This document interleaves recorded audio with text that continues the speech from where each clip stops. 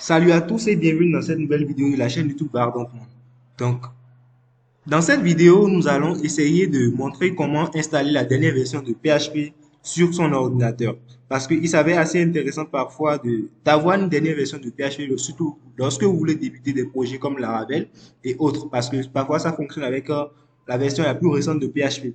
Donc, pour le faire, nous aurons besoin de plusieurs éléments. D'abord, aller sur le site officiel de PHP pour télécharger un dossier zip qui contient normalement l'exécutable de PHP qui va nous permettre d'ajouter la commande PHP aux variables d'environnement, qui va nous permettre d'ajouter la commande PHP à notre système d'exploitation pour que désormais nous puissions lancer la commande PHP-V et voir la version 8 de PHP.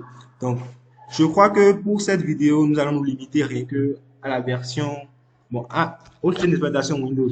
Je ne montrerai pas comment le faire sous Linux, mais avec Windows, il suffira d'aller sur le site officiel pour faire le téléchargement de la dernière version de PHP. Donc, sans plus trop tarder, nous allons nous rendre dans notre navigateur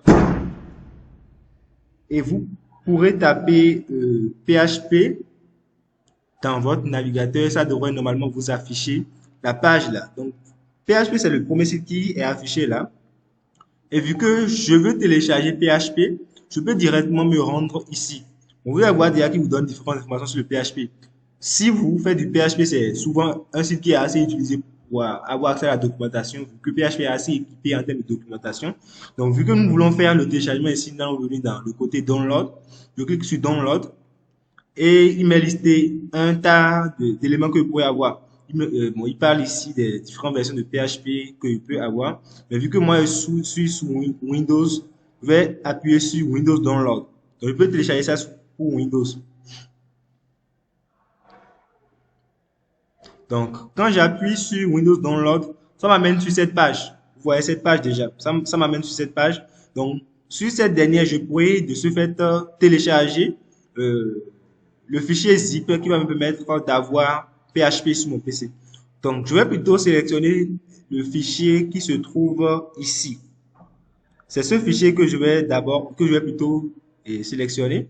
Et après un certain temps, je crois que le téléchargement est lancé là. Donc, si nous attendons bien, à la fin, nous aurons notre fichier téléchargé. Nous aurons le fichier de PHP téléchargé sur notre système et nous pourrons l'utiliser. Donc, quelques instants après, je crois que normalement, tout doit aller. Donc, pour ce qu'il en est, après avoir téléchargé PHP sur notre système, l'étape à laquelle on va passer sera d'essayer d'ajouter PHP aux variables d'environnement. Donc, pour pouvoir ajouter PHP aux variables d'environnement, ce qu'il vous faut normalement sera de dézipper le dossier zip qu'on est en train de télécharger actuellement. Et après avoir dézippé ce dossier zip là, nous allons essayer de nous rendre dans nos variables d'environnement et essayer d'ajouter PHP. Donc, ce dossier, sur certains PC, quand vous essayez d'ajouter PHP, d'installer PHP, ça peut causer des problèmes. Donc, je peux vous proposer déjà une alternative. Dans le cas des PC assez récents, normalement, ce problème ne se pose pas. Mais dans certains cas, en fait, il manque des pilotes à installer sur le système pour que PHP puisse être reconnu désormais. Pour ceux qui ont au moins installé PHP pour la première fois, il n'y aura pas de problème. Mais pour ceux qui ne l'ont jamais fait, je vous conseillerais de venir ici pour télécharger ce pilote-là, ce pilote de Visual C++ qui permettra d'ajouter tout ce qu'il faut pour que PHP puisse marcher sur votre PC, même si vous n'avez pas tous les pilotes qu'il faut pour permettre au système d'exploitation de mieux gérer PHP sur le système.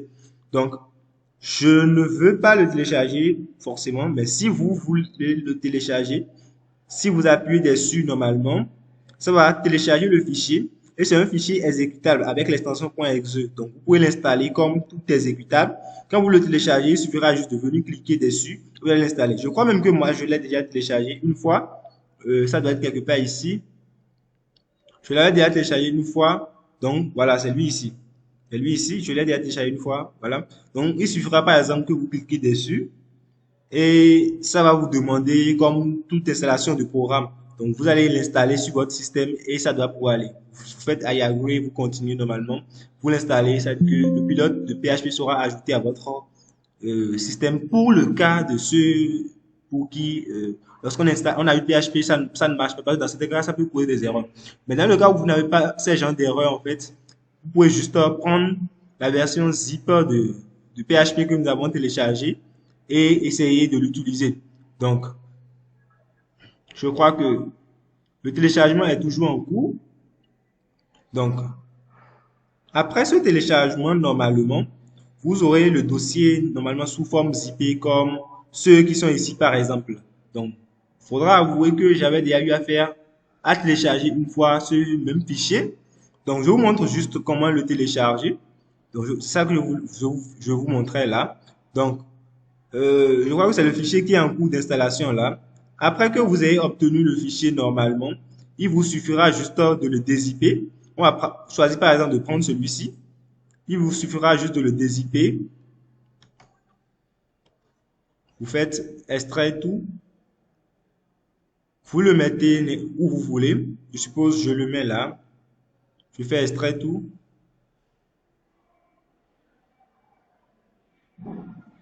Ça va extraire, créer un dossier qui contient ce que je veux. Et si vous voulez, vous pouvez le déplacer là où vous voulez pour mieux travailler. Si vous voulez, vous pouvez le laisser là ou le déplacer dans un autre dossier. Ce qui est sûr dans la seconde vidéo que j'ai eu à faire, j'ai eu à montrer comment ajouter PHP aux variables d'environnement.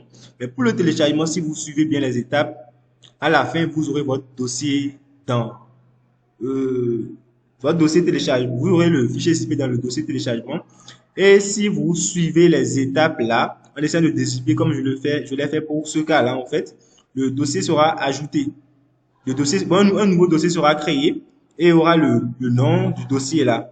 Par exemple, c'est ça qui se crée ici. Actuellement, tous les fichiers ne sont pas encore mis à l'intérieur. Mais quand ce sera fait, il suffira juste que vous essayiez de suivre la prochaine vidéo et je crois que vous aurez réponse à votre question pour ce qu'il en est de l'ajouter aux variables d'environnement. Merci bien et nous allons nous dire à la prochaine. Et surtout, n'oubliez pas de vous abonner à ma chaîne, invitez vos amis et tous ceux qui sont intéressés par la programmation web. Probablement prochainement la programmation mobile aussi, nous allons en parler sur notre chaîne YouTube et plein d'autres langages de programmation qui vous intéressent. Essayez de vous abonner et nous allons beaucoup travailler ensemble. Merci et à la prochaine.